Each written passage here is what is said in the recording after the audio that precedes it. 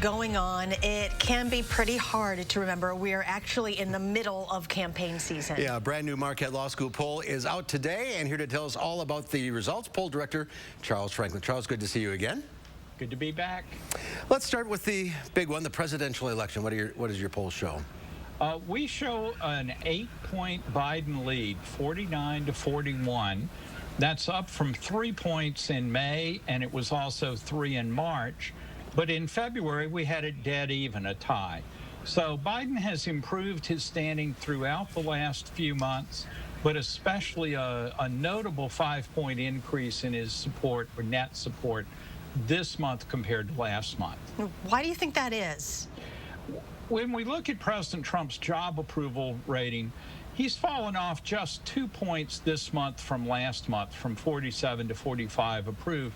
But remember, his job approval doesn't move very much normally. In fact, we have to go back to last August to find approval as low as 45% for him.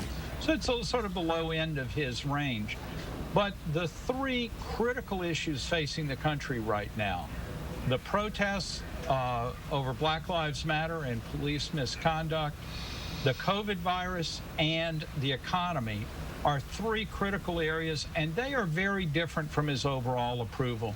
Just 30% approve of how he's handled the protests and the response to them.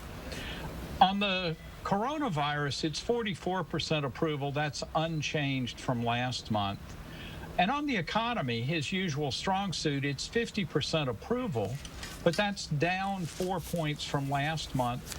And disapproval on the economy is up 6 points. So even his strong suit is a little weaker this time. Coronavirus is net negative, but hasn't changed. But the newest dramatic issue, the Black Lives Matter protests, his approach to them is garnering just 30% approval on that. That's pretty low. Let's talk about the Black Lives Matters. What's the view of the prejudice against black people in your poll? Yeah, well, there's substantial agreement that black people face significant prejudice in the country. 41% say that prejudice is very serious. Just 19% say it's not serious at all. There are substantial racial disparities on that, but substantial views of prejudice among white respondents, as well as much higher sense that prejudice is a major issue among people of color. There is some white skepticism about prejudice. 21% say there's little or no problem with prejudice against black people in the country. And so that is the sort of negative view of black people or the amount of prejudice against black people that we do see among whites. However, I would point out that other things in the poll show that 61% overall approve of protests for Black Lives Matter.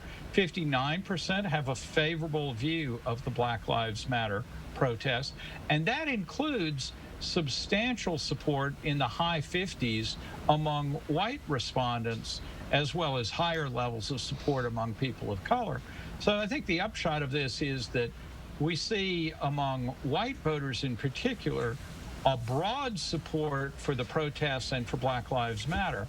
But when it comes to what specifically they see as problems about the police, we see a much bigger divide, with white respondents much more willing to see the police actions as isolated incidents, whereas African American and Hispanic respondents are much, much more likely to see a systematic pattern of police abuse. Charles, how did Governor Evers do in your poll?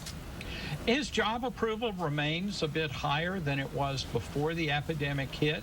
54% approve of his job overall, but that has been coming down. It was about 65% in March, 59% in May, and now 54%. His COVID job approval has also come down, but started at a higher level, and right now it's about 58% approval on handling COVID. All right, interesting numbers as usual, and we'll have more results coming up at 5 and 6. Charles, thanks for being with us today. Thank you. Always good to be here. We'll keep an eye on the numbers.